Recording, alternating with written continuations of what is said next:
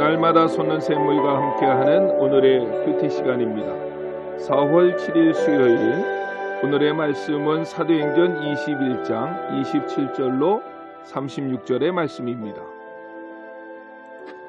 그 이래가 거의 참에 아시아로부터 온 유대인들이 성전에서 바울을 보고 모든 무리를 충동하여 그를 붙들고 외치되 이스라엘 사람들아 도우라. 이 사람은 각처에서 우리 백성과 율법과 이곳을 비방하여 모든 사람을 가르치는 그 자인데 또 헬라인을 데리고 성전에 들어가서 이 거룩한 곳을 더럽혔다. 이는 그들이 전에 에베소 사람 드로비무가 바울과 함께 시내에 있음을 보고 바울이 그를 성전에 데리고 들어간 줄로 생각함이로라. 온 성이 소동하여 백성이 달려와 모여 바울을 잡아 성전 밖으로 끌고 나가니 문들이 곧 닫히더라.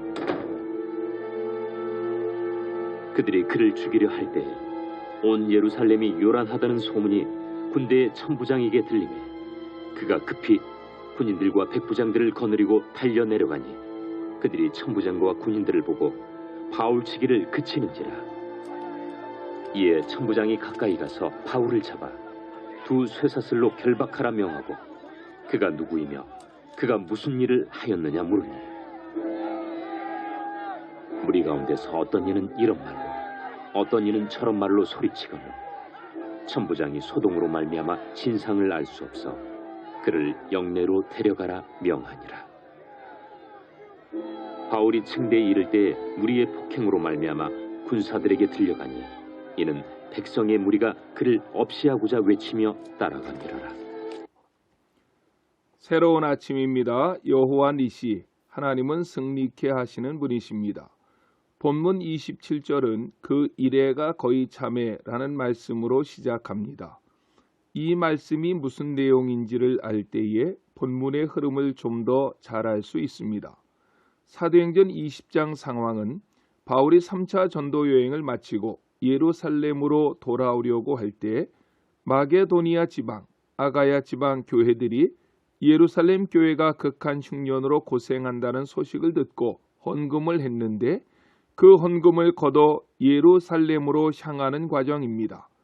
많은 사람들이 바울이 예루살렘으로 향한다는 이야기를 듣고 예루살렘행을 만류합니다.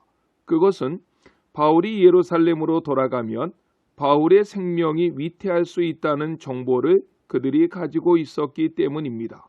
하지만 바울은 그의 몸을 돌보기보다 사명을 먼저 생각하고 예루살렘까지 와서 당시 예루살렘 교회를 이끌고 있던 야고보와 장로들을 만납니다. 그 내용이 17절로 18절의 말씀입니다. 바울은 예루살렘 교회의 지도자들을 만나서 헌금을 전달해 주었을 것이고 특별히 3차 전도 여행 중에 경험했던 하나님의 역사를 교회 앞에 낱낱이 보고했습니다. 하지만 예루살렘 교회는 우리가 생각하는 약 25, 6년 전 사도행전 2장과 3장에 나타난 교회의 모습은 아니었습니다. 영적으로 약화되었고 냉랭한 모습을 본문은 그대로 드러냅니다. 그것은 20절에 언급한 것처럼 예루살렘 교회가 오순절을 지키기 위해 각처에서 모인 율법의 열성을 가진 수만 명의 눈치를 보고 있었던 것입니다. 그들 중에 많은 사람들이 바울에 대하여서 좋지 않은 감정을 가졌기 때문입니다. 그들은 예루살렘 교회에다가 바울이 전도 여행 중에 율법과 관습과 전통을 어지럽혔다고 강력히 항의했던 것 같습니다. 그래서 예루살렘 교회는 바울에게 결례를 행할 것을 명령했습니다. 바울은 잘못함이 없었지만 교회의 연합과 화합을 위해 예루살렘 교회가 요구한 내용을 그대로 지켰던 것입니다. 본문 27절에 그 이래가 거의 참에라고 하는 것은 일주일간의 결례 기간이 끝날 때에 라는 의미입니다. 그런데 27절에 이어서 보면 오순절을 지키기 위해 예루살렘에 왔던 아시아에서 온 유대인들이 있었습니다. 여기에 아시아라고 하는 말은 구체적으로 말하면 에베소를 지칭하는 말입니다. 에베소는 바울의 3차 전도 여행 중에서 중점적으로 사역했던 곳입니다. 그곳 유대인들은 그때에도 바울이 율법을 초월한 복음을 전함으로 불만이 많았지만 에베소에서 일어난 놀라운 일들과 그곳 사람들이 바울에게 열광하는 모습 때문에 어찌하지 못하다가 예루살렘에서 바울을 보게 된 것입니다. 그들도 전혀 예상하지 못하던 상황에서 바울을 만나게 된 이들은 성전에 있던 사람들을 충동질하기 시작합니다. 어떻게요? 모함을 통해서 말입니다. 그들이 모함했던 내용은 28절로 29절을 보면 두 가지입니다. 첫째는 바울이 각처에서 율법을 비방하고 사람들을 가르쳤다는 것입니다. 둘째는 바울이 성전에 이방인을 데리고 들어가므로 성전을 더럽혔다는 것입니다. 즉 율법 모독죄와 성전 모독죄를 바울에게 덮어 씌운 것입니다. 그들에게 있어서 진실은 중요하지 않습니다. 바울을 죽이기 위해서라면 거짓말도 서슴지 않았던 것입니다. 하지만 이들의 모함은 엄청난 파급 효과를 불러일으켰습니다. 이 소식은 예루살렘 온 유대인들에게 삽시간에 퍼졌고 그들은 크게 소리 지르며 바울을 잡아서 성전 밖으로 끌어냈고 바울을 죽이려 했습니다. 그런데 그때 예루살렘의 주둔에 있던 군대의 천부장이었던 글라우디오 루시아라고 하는 사람에게 이런 상황이 전달됩니다. 천부장에게 있어 바울은 중요한 사람이 아닙니다.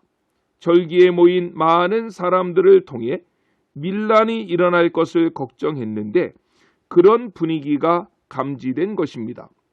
그래서 그는 급히 군인들을 데리고 전장으로 달려갔던 것입니다. 천부장은 바울을 죽이려는 사람들에게 그가 무슨 잘못을 했느냐고 묻자 사람들은 여기저기서 각자의 다른 말로 소리를 질렀습니다. 그 사람들의 소리가 뒤엉켜서 도대체 무슨 말을 하는지 알아들을 수가 없자 그는 부하들에게 바울을 쇠사슬로 결박하라고 명령한 후 바울을 안토니아 요새로 연행했고 그 내용들이 본문에 기록되어진 것입니다. 오늘 본문의 상황은 참으로 우리들을 당황하게 만드는 말씀입니다.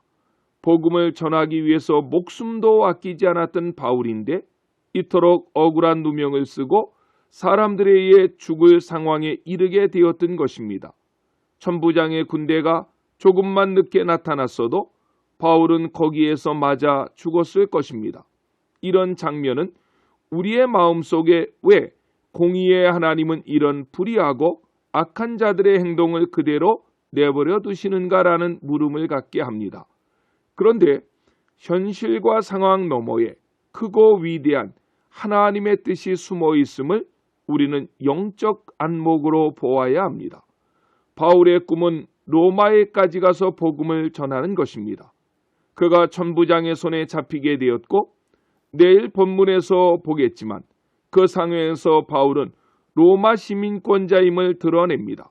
결국 그는 로마에 가서 재판을 받게 되는데 그리고 로마에 간 것은 로마 선교의 새로운 장이 열리게 되어지는 것을 의미합니다.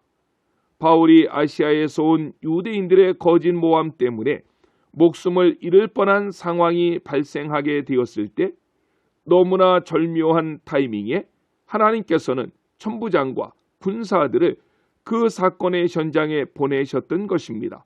사건의 현장에 도착한 군사들은 비록 바울을 쇠사슬로 묶어서 끌고 가긴 했지만 그 방법은 성난 백성들로부터 가장 안전하게 구출할 수 있었던 방법이었습니다.